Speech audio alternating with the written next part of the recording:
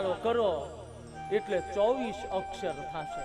તુલસી દાજીએ પણ અક્ષર 24 પરમ પુનીતા, પરમ પુનીતા इसमें बसे शास्त्र श्रुति गीता.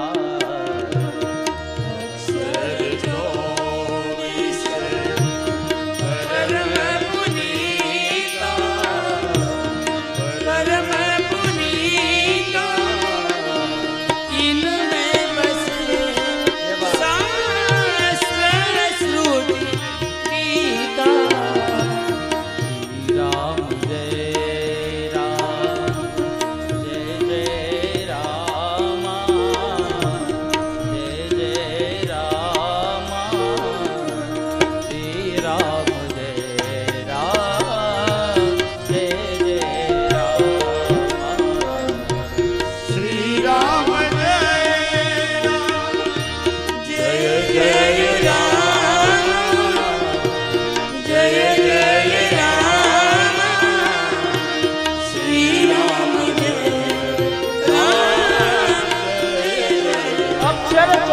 પરમ પુનીતા.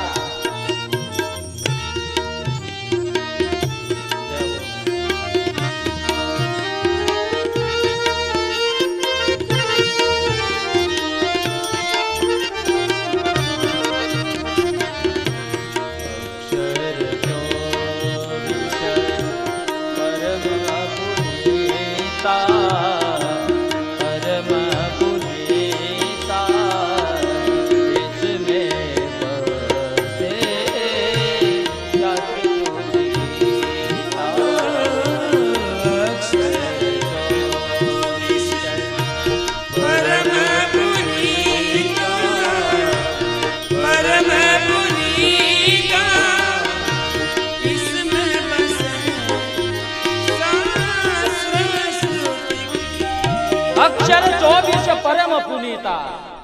આ 24 અક્ષર 24 અવતારો માં જ બધું સમાયેલું છે.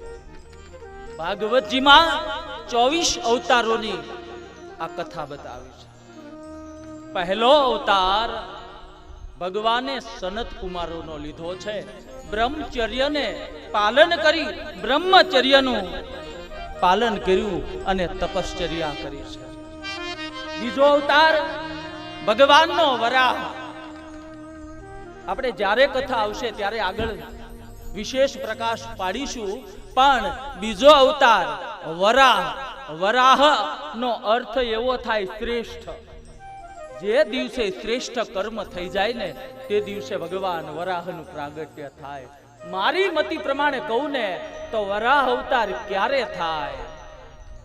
તો મારી મતિ પ્રમાણે કહું, તમને એમ થાય ને કે એક વિદ્યાર્થી બહુ ભણવામાં હોશિયાર છે, એના માવતર પહોંચી શકે એમ નથી, લાઈવ 1 વર્ષની ટ્યુશનની અને સ્કૂલની ફી ભરી આવું, એવો જ્યારે વિચાર આવે ને ત્યારે સમજવાનું વરાહ અવતાર થઈ ગયો છે. બાજુમાં કોઈક ભૂખ્યો હોય જીતુભાઈ, અને તમને એમ થાય ને કે લાય હું એને કાચું રેશન આપી આવું, જેથી કરી એનો એ જીવન નિર્વાહ કરી શકે. કોક દીન દુખિયાની અભ્યાગતની સેવા કરી આવું, લાય રવિવારે રજા છે, લાય હું સરકારી હોસ્પિટલમાં ફળનો ટોપલો લઈ અને એક એક દર્દીને એક એક ફળ આપી આવું. આવી જ્યારે તમને અંદરથી જ્યારે વિચાર જાગૃત થાય ને ત્યારે સમજવાનું વરાહ અવતાર થઈ ગયો છે. અને આ મને હવે હું જે વિચાર રજૂ કરું છું એ મને બહુ ગમે છે. તમને એમ થાય કે દીકરી યુવાન થઈ છે, એના માવતર પહોંચી શકે એમ નથી, લાય હું દીકરીનું કન્યાદાન મારા હાથે દઈ આવું અને એ દીકરીને વળાવી દઉં. આવો જ્યારે વિચાર આવે ને ત્યારે સમજવાનું વરાહ અવતાર થયો છે. અને મારી કરબદ્ધ પ્રાર્થના, તમારા ગામમાં કોઈ પણ માવતરની દીકરી એની પરિસ્થિતિ નબળી હોય ને તો બધા ભેગા થઈને એક એક